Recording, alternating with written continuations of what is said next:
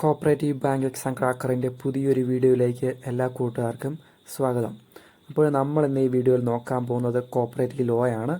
Section 1 മുതൽ 10 വരെയാണ് നമ്മളിന്ന് ഡിസ്കസ് ചെയ്യാൻ പോകുന്നത്. അപ്പോൾ ആദ്യമായിട്ടാണ് എൻ്റെ ഈ ചാനലിൽ വീഡിയോ കാണുന്നതെങ്കിൽ ഒന്ന് സബ്സ്ക്രൈബ് ചെയ്യുക, കൂടെ കാണുന്ന ബെല്ലൈക്കൺ കൂടി എനേബിൾ ചെയ്യുക.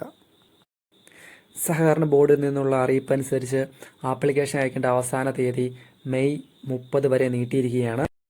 അതുകൊണ്ട് തുടക്കക്കാർക്ക് വരെ ഇപ്പോൾ പഠിച്ചാൽ നമ്മുടെ സ്വപ്ന തുല്യമായ ഒരു ജോലി നമുക്ക് നേടിയെടുക്കാൻ സാധിക്കും.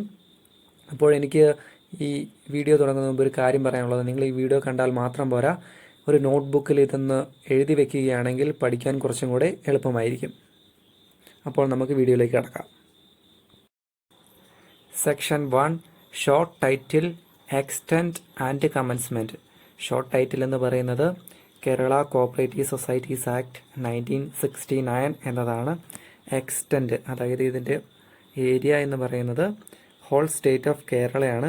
കമൻസ്മെൻറ്റ് അത് വന്ന ഡേറ്റ് ആണ് 15/5/1969. അടുത്തതായിട്ട് സെക്ഷൻ 2 ഡെഫിനിഷൻ ആണ്. സെക്ഷൻ 2 ഡെഫിനിഷൻസിൽ സബ്സെക്ഷൻ എ മുതൽ യു വരെയാണ് ഉള്ളത്. അതിൽ നമുക്ക് ഇമ്പോർട്ടൻ്റ് ആയിട്ടുള്ള ഡെഫിനിഷൻസ് ഏതൊക്കെയാണെന്ന് നോക്കാം.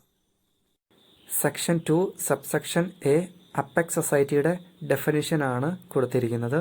2AA assisted society, 2B bylaw, 2C CCUവിൻ്റെ ഡെഫിനിഷനാണ് കൊടുത്തിരിക്കുന്നത്, 2D central society, 2E committee, 2Fലാണ് കോപ്പറേറ്റീവ് സൊസൈറ്റിയുടെ ഡെഫിനിഷൻ കൊടുത്തിരിക്കുന്നത്. കുറേ എക്സാമിന് റിപ്പീറ്റഡ് ആയിട്ട് ചോദിച്ചിട്ടുള്ളതാണ് കോപ്പറേറ്റീവ് സൊസൈറ്റിയുടെ ഡെഫിനിഷൻ എവിടെയാണെന്ന്. 2Fലാണ് കോപ്പറേറ്റീവ് സൊസൈറ്റിയുടെ ഡെഫിനിഷൻസ് വരുന്നത്.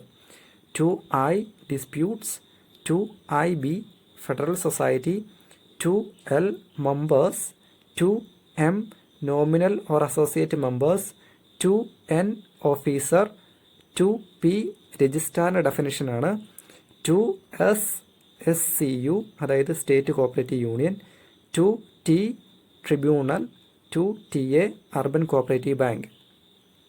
അതായത് ഇമ്പോർട്ടൻ്റ് ആയിട്ടുള്ള ഡെഫിനിഷൻസ് മാത്രമേ ഞാൻ ഇതിൽ പറഞ്ഞിട്ടുള്ളൂ. അതായത് ഇനിയും കൂടുതൽ പഠിക്കാൻ താല്പര്യമുള്ളവർ കൂടുതലായിട്ട് നോക്കുക.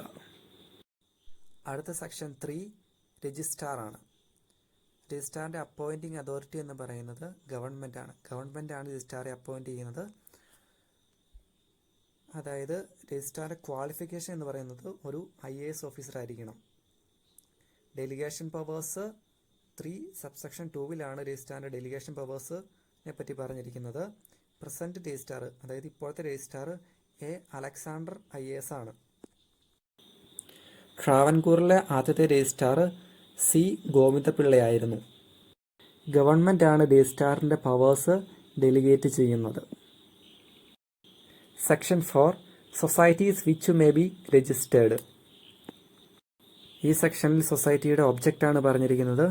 മെമ്പേഴ്സിൻ്റെ എക്കണോമിക് ഇൻട്രസ്റ്റ് പ്രൊമോട്ട് ചെയ്യുന്നതായിരിക്കണം. അതായത് കോപ്പറേറ്റീവ് പ്രിൻസിപ്പിൾസിനനുസരിച്ചായിരിക്കണം ഒരു സൊസൈറ്റി രജിസ്റ്റർ ചെയ്യാൻ. അതായത് ചുരുക്കി പറഞ്ഞാൽ ഒരു മോശം ലക്ഷ്യത്തിന് വേണ്ടി ഒരു സൊസൈറ്റി രജിസ്റ്റർ ചെയ്യാൻ പാടില്ല എന്നതാണ് ഈ സെക്ഷൻ 4ൽ പറഞ്ഞിരിക്കുന്നത്. Section 5 registration with limited liability only. ഇപ്പോൾ നമ്മൾ ബാങ്കിൻ്റെ പേരൊക്കെ കാണുകയാണെങ്കിലും ഏറ്റവും അവസാനം ക്ലിപ്തം എന്നാണ് കൊടുത്തിരിക്കുന്നത്. അതായത് ഈ ആക്ടിൽ രജിസ്റ്റർ ചെയ്യാൻ പറ്റുന്നത് ലിമിറ്റഡ് ലയബിലിറ്റിയോടുകൂടി മാത്രമായിരിക്കണം. Section 6 application for registration of a cooperative society. Section 7 registration. Section 8 registration certificate എന്നിവയാണ്. ഒരു സൊസൈറ്റി രജിസ്റ്റർ ചെയ്യുന്നതിന് ഫീസ് ഉണ്ട്. ഫീസ് ഇപ്രകാരമാണ്. സൊസൈറ്റിയുടെ ഏരിയ ഒരു താലൂക്കിനുള്ളിലാണെങ്കിൽ 2000 രൂപ, താലൂക്കും ഡിസ്ട്രിക്റ്റിന് താഴെയുമാണെങ്കിൽ 4000 രൂപ, ഒരു സൊസൈറ്റിയുടെ പ്രവർത്തന പരിധി ഡിസ്ട്രിക്റ്റിലാണെങ്കിൽ അതായത് ജില്ലയിലാണെങ്കിൽ 5000 രൂപ, ഒരു ജില്ലയിൽ അധികമായാൽ 10000 രൂപ, സ്കൂൾ കോളേജ് കോപ്പറേറ്റീവ് സൊസൈറ്റീസ് ആണെങ്കിൽ 100 രൂപ, വനിതാ SC/ST കോപ്പറേറ്റീവ് സൊസൈറ്റീസ് ആണെങ്കിൽ 500 രൂപ എന്നിങ്ങനെയാണ് രജിസ്ട്രേഷൻ ഫീസായിട്ട് വരുന്നത്. ഇനി എത്ര പേരാണ് ഒരു സൊസൈറ്റി തുടങ്ങുമ്പോൾ മിനിമം നമ്പർ വേണ്ടതെന്ന് നമുക്ക് നോക്കാം. Minimum number of persons required to form a cooperative society 25 members from different families. 25 പേര് ഡിഫറെൻറ്റ് ഫാമിലിയിൽ നിന്നാകണം. ഇൻട്രസ്റ്റഡ് കോപ്പറേറ്റീവ് സൊസൈറ്റീസിന് 10 പേര് മതി. ഇൻഡസ്ട്രീസ് എന്ന് പറയുന്നത് എക്സെപ്റ്റ് കയർ ആൻഡ് ഹാൻഡ്ലൂം. കയർ സൊസൈറ്റീനെ ഹാൻഡ്ലൂം സൊസൈറ്റീസിനും വേണ്ടിയത് 25 മെമ്പേഴ്സ് ഫ്രം ഡിഫറെൻറ്റ് ഫാമിലീസ് തന്നെയാണ്. മാക്സിമം ലിമിറ്റിനെ കുറിച്ച് പറയുകയാണെങ്കിൽ നോ മാക്സിമം ലിമിറ്റാണ്. ഒരു സൊസൈറ്റി രജിസ്റ്റർ ചെയ്യുന്ന സമയത്ത് ഒരു കമ്മിറ്റി രൂപീകരിക്കും. ആ കമ്മിറ്റിക്ക് പറയുന്ന പേരാണ് പ്രൊമോട്ടിംഗ് കമ്മിറ്റി. പ്രൊമോട്ടിംഗ് കമ്മിറ്റിയുടെ ഹെഡ് എന്ന് പറയുന്നത് ചീഫ് പ്രൊമോട്ടറാണ്. ഇനി രജിസ്റ്ററിംഗ് അതോറിറ്റി ആരാന്ന് നോക്കാം. ഇപ്പോൾ ഒരു സൊസൈറ്റിയുടെ പ്രവർത്തന പരിധി അനുസരിച്ചാണ് രജിസ്റ്ററിംഗ് അതോറിറ്റി ഉള്ളത്. Not more than a district, അതായത് ഡിസ്ട്രിക്റ്റിൽ പ്രവർത്തന പരിധി ഡിസ്ട്രിക്റ്റിൽ കൂടിയിട്ടില്ലെങ്കിൽ ജോയിൻറ്റ് രജിസ്ട്രാറാണ് രജിസ്റ്ററിംഗ് അതോറിറ്റി. ജില്ലയിൽ കൂടുതലാണെങ്കിൽ രജിസ്ട്രാർ ഓഫ് കോപ്പറേറ്റീവ് സൊസൈറ്റീസ് ആണ് രജിസ്റ്ററിംഗ് അതോറിറ്റി. ഇനി ടൈം ലിമിറ്റ് എങ്ങനെയാണെന്ന് നോക്കാം. ഈ ആപ്ലിക്കേഷൻ ഡിസ്പോസ് ചെയ്യുന്നത് 90 ദിവസത്തിനുള്ളിലായിരിക്കണം. ഈ ഓർഡർ രജിസ്ട്രാർ കമ്മ്യൂണിക്കേറ്റ് ചെയ്യുന്നത് ആക്ട് പ്രകാരം 7 ദിവസവും റൂൾ പ്രകാരം 15 ദിവസത്തിനുള്ളിലാണ് ഈ ഓർഡർ കമ്മ്യൂണിക്കേറ്റ് ചെയ്യുന്നത്. ഇതിനെതിരെ അപ്പീൽ കൊടുക്കാനുള്ള ടൈം ലിമിറ്റാണ് 60 ദിവസം. ഈ അപ്പീലിന്മേൽ 6 മാസത്തിനുള്ളിൽ തീർപ്പ് കൽപ്പിക്കുന്നതായിരിക്കും. ജോയിൻറ്റ് രജിസ്ട്രാർ 90 ദിവസത്തിനുള്ളിൽ ആപ്ലിക്കേഷൻ ഡിസ്പോസ് ചെയ്തില്ലെങ്കിൽ അപ്പീൽ പോകേണ്ടത് രജിസ്ട്രാറിനാണ്. രജിസ്ട്രാർ ഡിസ്പോസ് ചെയ്തില്ലെങ്കിൽ ഗവൺമെൻറ്റിനാണ് അപ്പീൽ പോകേണ്ടത്. ഇങ്ങനെയുള്ള സാഹചര്യത്തിൽ 60 ദിവസത്തിനകം ആപ്ലിക്കേഷൻ ഡിസ്പോസ് ചെയ്യുന്നതായിരിക്കും. അടുത്ത സെക്ഷനാണ് section 8 affiliation to apex societies. ഇതിൻ്റെ റൂൾ വരുന്നത് 16E ആണ്. ഇതിൻ്റെ ഫോം നമ്പർ 31 ആണ്. അടുത്തതായിട്ട് സെക്ഷൻ 9 ആണ് cooperative societies to be a body of corporate. അതായത് ഒരു കോപ്പറേറ്റിൻ്റെ എല്ലാ ഫീച്ചേഴ്സും കോപ്പറേറ്റീവ് സൊസൈറ്റീസിനുണ്ട്. ഉദാഹരണമായി perpetual succession, common seal with power of holding property എന്നിങ്ങനെയുള്ള കോപ്പറേറ്റിൻ്റെ എല്ലാ ഫീച്ചേഴ്സും കോപ്പറേറ്റീവ് സൊസൈറ്റീസിനുമുണ്ട്. Section 9 publication of name by a cooperative societies.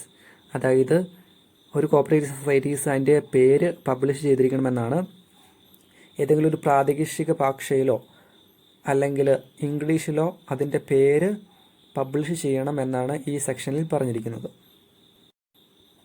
Section 10 change of name by society. ഒരു സൊസൈറ്റിയുടെ പേര് മാറ്റണമെങ്കിൽ അതിൻ്റെ ബൈലോ അമെൻഡ്മെൻറ്റ് ചെയ്താൽ മാത്രമേ അതിൻ്റെ പേര് മാറ്റാൻ സാധിക്കുകയുള്ളൂ. കുറേ എക്സാമിന് റിപ്പീറ്റഡായിട്ട് ചോദിച്ചിട്ടുള്ളൊരു ക്വസ്റ്റ്യനാണ് എങ്ങനെയാണ് ഒരു സൊസൈറ്റിയുടെ പേര് ചേഞ്ച് ചെയ്യാൻ സാധിക്കുന്നത്. അടുത്തതായിട്ട് ഞാൻ അപ്ലോഡ് ചെയ്യാൻ പോകുന്നത് 1 മുതൽ 10 വരെയുള്ള റൂൾസും അതിൻ്റെ ഡിസ്കഷനുമാണ്. ഈ വീഡിയോ ഇഷ്ടമായെങ്കിൽ ലൈക്ക് ചെയ്യുക. നിങ്ങളുടെ വിലയേറിയ അഭിപ്രായങ്ങൾ കമൻറ്റ് ബോക്സിൽ രേഖപ്പെടുത്തുക. ഈ വീഡിയോയ്ക്ക് എന്തെങ്കിലും മിസ്റ്റേക്ക് പറ്റിയിട്ടുണ്ടെങ്കിൽ അതും കമൻറ്റ് ബോക്സിൽ രേഖപ്പെടുത്തുക. അപ്പോൾ അടുത്ത വീഡിയോയിൽ കാണുന്നത് വരെ ബൈ.